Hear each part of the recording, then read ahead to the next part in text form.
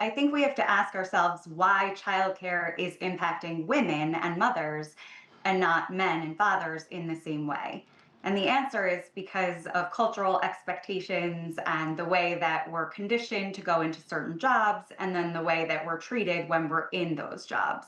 Interesting. Talk a little bit more about that. I mean, we've all heard the arguments before, but kind of detail them just a bit more. And I'd also like to hear, are there other factors out there as well? Absolutely. So, childcare, as you mentioned, is a huge cost financially, emotionally. It's extremely expensive right now. It can cost a family thousands of dollars per year per child. And too often we are saying, well, does the mom's salary cover the cost of childcare? And if it doesn't, then it's time for mom to leave the workforce. And that's problematic for a variety of reasons because it shouldn't just be mom's salary that's considered as able to cover the cost of childcare for the family. And we know that women are conditioned to go into lower paying roles, and then they're expected to be the default parent and cover the burden of childcare, even if they have daycare set up or school. And of course, there's the emotional toll of women being the default parent and not being treated equitably at work. Right. And so it boils down to women leaving because they feel like they have no choice. Lauren, talk about the disproportionate impact of return to office. You can find a chorus of people out there who believe the Trump administration, in many ways, is creating a hostile environment with the rollback of DEI and other measures. And what effect do you believe this has had on Black and other minority women? Absolutely. The return to office mandates have disproportionately affected caregivers and women in particular.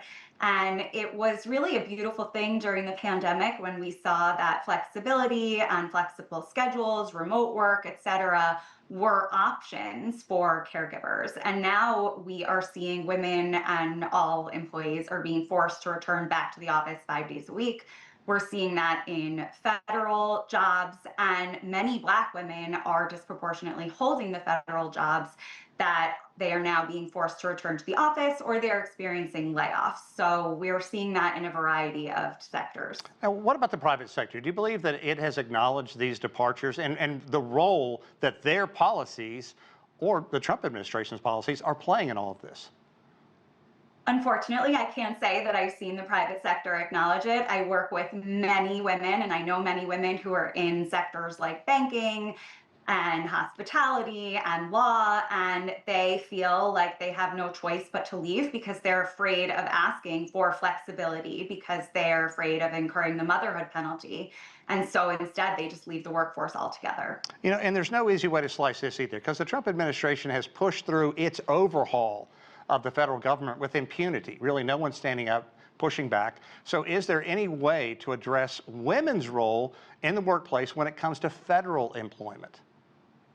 I certainly hope so. I think it's a very obvious win-win when women are participating in the paid labor force. We have a more robust economy when women are participating in the paid labor force. We are creating opportunities for financial independence for women. We're showing our kids that women are equal to men when it comes to professional career ambitions.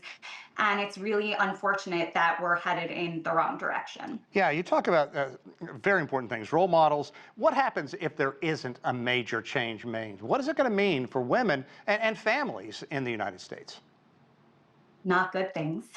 Women are going to continue to be financially dependent on men. That creates inequitable households and divisions of labor. Women are not going to be participants in our economy in the way that we need them to, even if all we care about is dollars and cents. And it's really a loss for talent, and companies are going to lose and be unable to attract the talent that we know is in women. Yeah, so it's going to have a big effect on competitiveness. Is there a certain sector, or is this really across the board? I believe it's across the board, but there are certainly sectors that are heavily represented by women, and we've seen a shift since COVID: hospitality, retail, healthcare, education, childcare, that have been hit particularly hard. Again, I work with many high achieving women in industries like law and finance, and I've seen that there as well. One final question. Would you say that, I don't want to use this word, but I'm kind of at a loss for anything else. Has it created a hostile environment for women? I think certainly the rollback of DE&I initiatives has created a hostile work environment. Women feel that they're not valued in the workplace, and we're not showing them that they are with policies like these. Lauren, good stuff. I hate the topic, but I'm glad you came in and provided some insight for us. Thank you, and thanks for your work as well. We appreciate it. Thank you.